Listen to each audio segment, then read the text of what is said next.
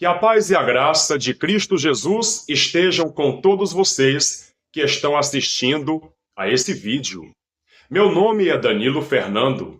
Eu exerço o ministério pastoral em minha comunidade de fé, no município de Pinheiro, estado do Maranhão. E sou estudante de teologia na modalidade EAD pela Unicesumar, Universidade de Maringá. E eu estou aqui, através desse vídeo, para fazer uma breve exposição bíblica de um dos textos mais conhecidos da Bíblia Sagrada. Quando falamos em um texto que condensa a mensagem do Evangelho, qual é o texto que vem à sua mente?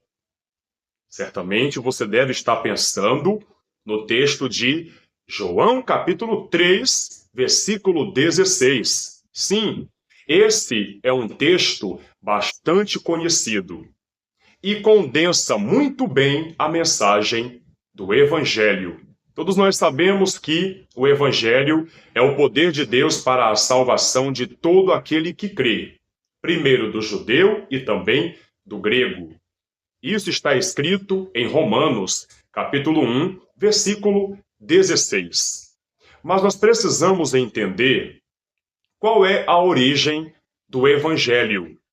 A origem do Evangelho está no grande, infinito e ousado amor de Deus. Sim, foi por meio do amor de Deus que nasceu essa boa nova de salvação, que nós chamamos de Evangelho, a boa notícia de que Deus nos amou de tal maneira ao ponto de sacrificar o seu Filho unigênito, para que por meio dele não perecêssemos, mas que tivéssemos a vida eterna.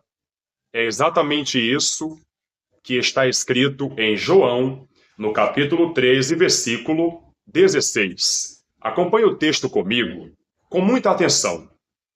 Porque Deus tanto amou o mundo que deu o seu Filho unigênito, para que todo o que nele crer não pereça, mas tenha a vida eterna. Para entendermos esse versículo bíblico, precisamos saber em qual contexto esse versículo bíblico está inserido. Está inserido no contexto do diálogo entre Jesus Cristo, o nosso Senhor, e Nicodemos, que era um dos principais dos judeus.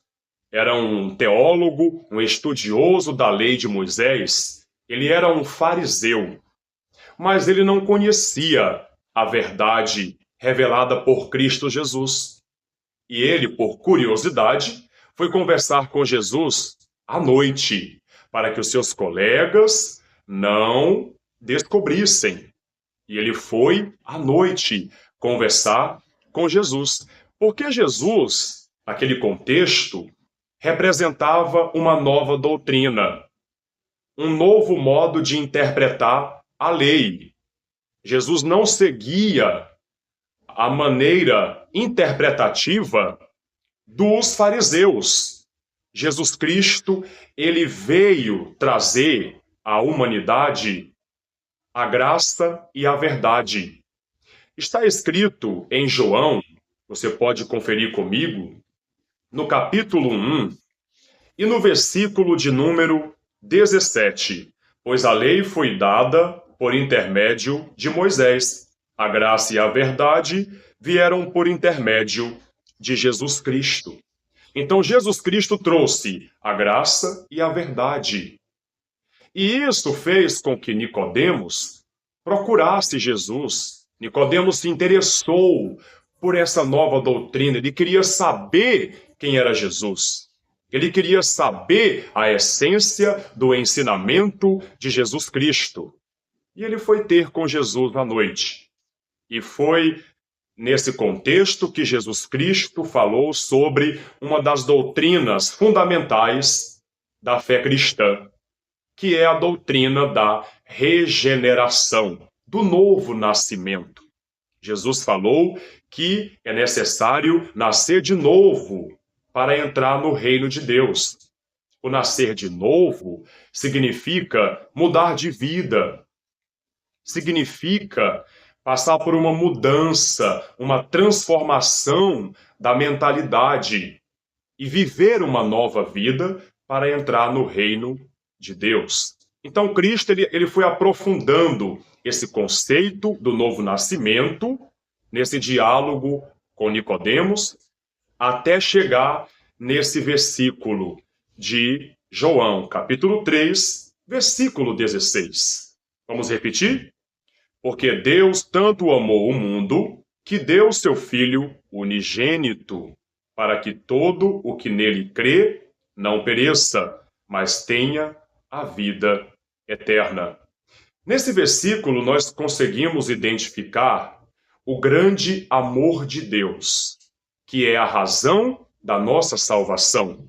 Ninguém é salvo por merecimento, ninguém é salvo por obras. Nós somos salvos pelo grande, ousado e infinito amor de Deus. No amor de Deus, nós podemos ver a misericórdia, a bondade, a graça de Deus se manifestando em seu amado Filho Jesus Cristo, o Filho unigênito. Ou seja, Jesus Cristo é o único Filho perfeito de Deus Pai Todo-Poderoso. Deus não tem um outro filho da mesma natureza de Jesus Cristo. Por isso que Jesus é chamado de Filho unigênito, porque não há um outro filho que Deus tenha como Jesus. Jesus é único, porque Jesus ele possui a mesma natureza de Deus Pai. Ele é um com o Pai e com o Espírito Santo. Ou seja, a Santíssima Trindade, Pai, Filho e Espírito Santo.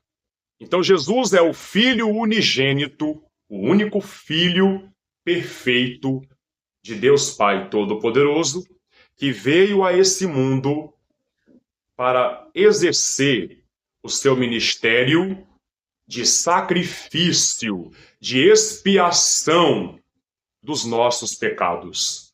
Jesus veio com essa missão de sacrificar a sua própria vida para que nós pudéssemos viver.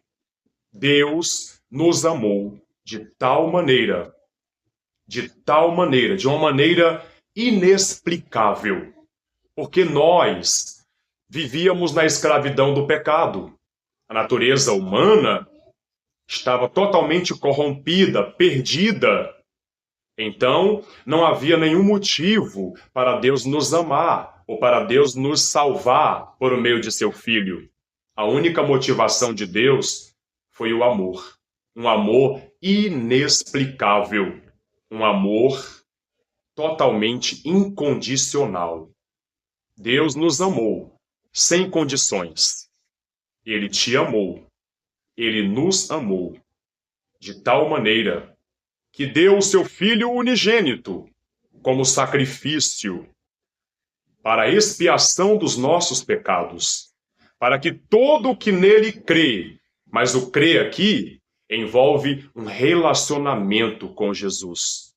Não é apenas acreditar, mas é se relacionar com Jesus, é ser fiel a Cristo, é entregar a sua vida ao governo de Cristo Jesus, para que todo aquele que nele crê não pereça, não seja condenado à morte eterna, mas tenha a vida eterna.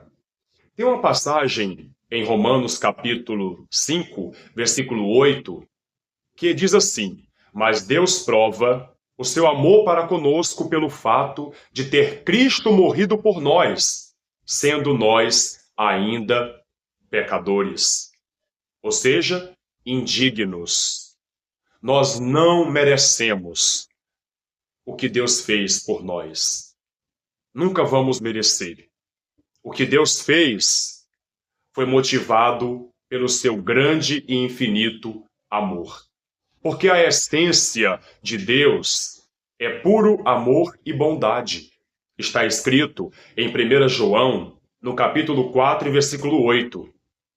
Aquele que não ama não conhece a Deus, pois Deus é amor.